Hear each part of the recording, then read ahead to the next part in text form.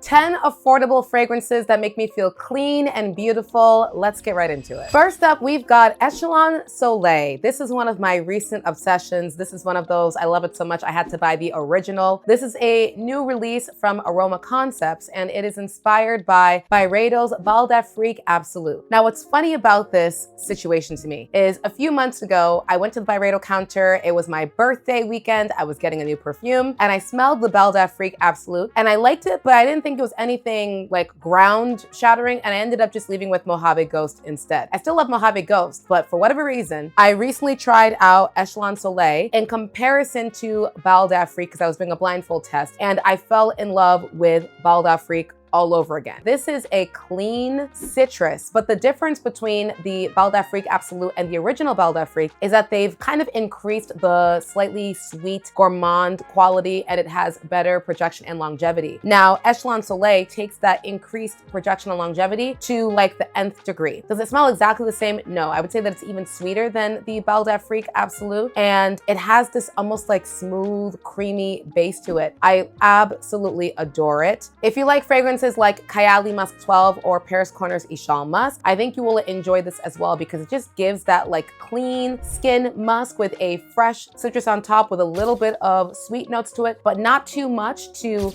make the DNA feel it all gourmand. It is stunning. Obsessed. And I get at least 7 hours with Echelon Soleil. Next up, we have one from Dossier. This is called Woody Sage, and it's inspired by the Jo Malone, sea sage and salt and sea sage. You know what I'm talking about, hopefully. That's a beautiful fragrance, but I've never been able to pull the trigger on buying it because when a fragrance is very like light or citrusy and doesn't last very long, I can enjoy the scent profile, but I may not always want to buy it. So I was really glad to try this. It's not a one-to-one, but it's in that style of a smell. It smells like fresh air with salt and a little bit of woodiness. It's super clean, super pretty, just very like you just, I don't know, came out of maybe like a forest where there are fairies running around and you just smell very airy and pretty and not overly like a perfume, more just like very natural in a clean way. I love it. I would still say that the performance on this one is not going to be crazy beast mode. I just don't think you can turn this type of DNA into a beast mode scent. I get about 4 to 5 hours with this one, but with the Jo Malone one, that's more than I think like $100 to $200. Literally like an hour it feels like, and then it's gone off my skin. So I find this to be a really nice alternative if you like clean, slightly herbal, fresh, airy scents. Woody Sage from Dossier, definitely one that I'd recommend checking out. Next up, we've got one from Elixir. Now, Elixir can be hard to come by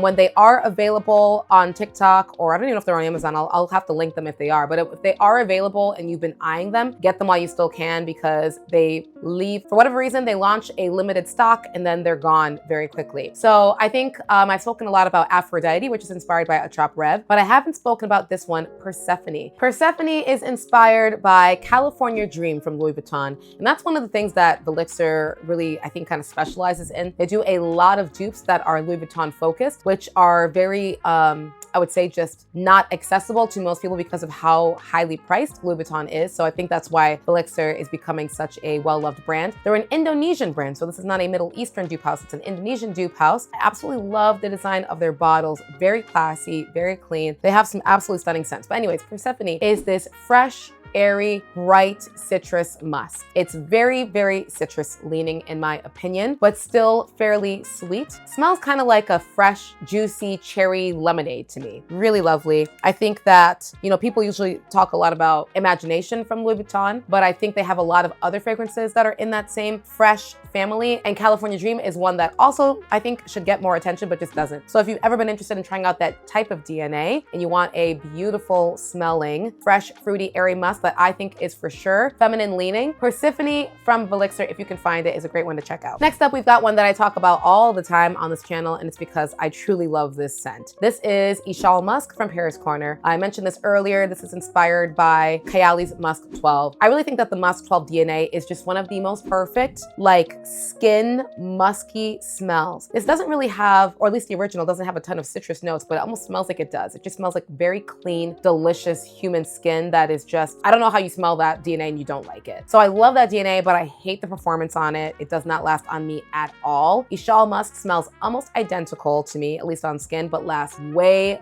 longer. Wear it to the gym, wear it to the office. Just wear it when you don't want to smell like you have on a strong perfume, but you want like a nice, clean, slightly sweet skin musk aroma that doesn't smell funky. Yeah, Echelon musk is that girl. Love this one down. And Echelon musk layered with Echelon Soleil. Oh my God, beautiful. Next up, we've got one from Finery. This is Flower Bed. Flower Bed is inspired by a Chanel fragrance, Chanel Eau Tendre. Excuse me, Chanel Chance Eau Tendre. So good. I don't even know how to describe this. It's like you get a little bit floral in there. Not a little bit, you get a good amount of florals in here, but they're all very fresh, airy, watery feeling floral notes that just come off very fresh and pretty girl. Like this is just a pretty girl, fresh, clean type of vibe, beautiful. I've definitely heard some people tell me that they don't think that Finery lasts the longest on them. I would not consider most of their fragrances to be beast mode, but I would consider them to be light to moderate. So just keep that in mind if you're looking for that kind of profile. I think with certain DNAs, I'm okay with that. And this is one of those. I get at least 5 hours with this one, and it's gonna give you again, and it's just gonna give you that classy, clean, pretty, fresh, floral type of aesthetic. Next up, we've got Armaf Perle d'Or. I love this. There are a lot of dupes out there for Valaya from Parfums de Marly. And to me, this is my favorite one and the best one. Best is subjective, right? Best, I'm just saying because I like it the best. Does it smell the closest to the original Valaya? No, but I really think improves the DNA for my taste. I find the original Valaya to be a bit too sharp, a bit too aldehydic focused for me at times, where it's like, it's just too much. This has added some additional warm, slightly sweet gourmand notes that helps to kind of tame the sharpness of that original Valaya DNA and makes it delicious. It's like a fuzzy, musky, powdery, fresh, slightly sweet, elegant woman, ethereal, airy type of scent profile that is beautiful. I love this. This is one of the fragrances that I got from my mom, and she rated it a 9 out of 10. And she absolutely loved the magnetic top. So I think if you're someone who, like me, may struggle with the Valaya DNA, and maybe you've tried other good fragrances like Mystique Bouquet, which adds in more sweet fruitness, but you want maybe a different kind of sweetness, then I would add, or I would try Armaf Perle d'Or. It's really, really stunning, and I absolutely love the packaging. Next up, we've got Zenith from Riiffs. This was inspired by Queening from Mind Games. This was probably one of the worst blind buys I've ever done, just because of how expensive it is and how I get just about 2 hours of wear on my skin. Maybe after I let this sit for like another, I don't know, full year, it'll be better. But for the price point, it's just, no, not good enough for me. I love Zenith, and I love that Zenith doesn't smell exactly the same as Queening. I think they've improved the DNA for my taste once again, because it's a little bit sweeter and a little bit less woody, and I actually like that style of DNA better. So what you get to me is a clean vanilla dryer sheet with a little bit of rum, a little bit of coconut, a little bit of saffron with a slight woody base. That's the best way that I could describe Zenith. I think some of the people who were just expecting like a super gourmand DNA because they heard vanilla were disappointed when they finally got Zenith. It's not a gourmand at all. It is a clean, unique, for sure, vanilla DNA that has woodiness and clean muskiness and a bit of, again, rum, coconut, and saffron, but not enough coconut to where I would consider this to be tropical, but enough coconut that you can smell a slight coconut nuance. So beautiful. I love this. Such a compliment getter, and still one of the best releases of 2026 as far as like inspired vanillas go.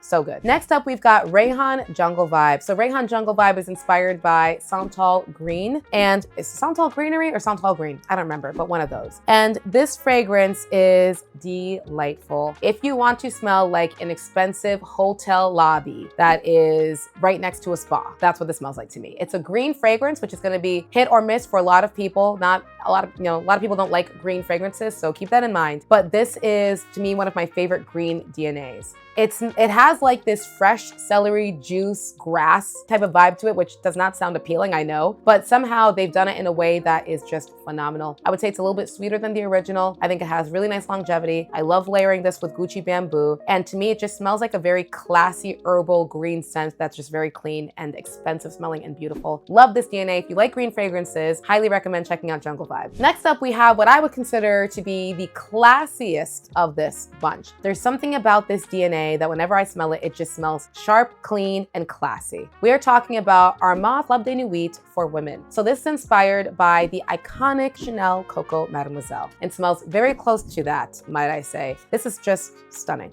I love it.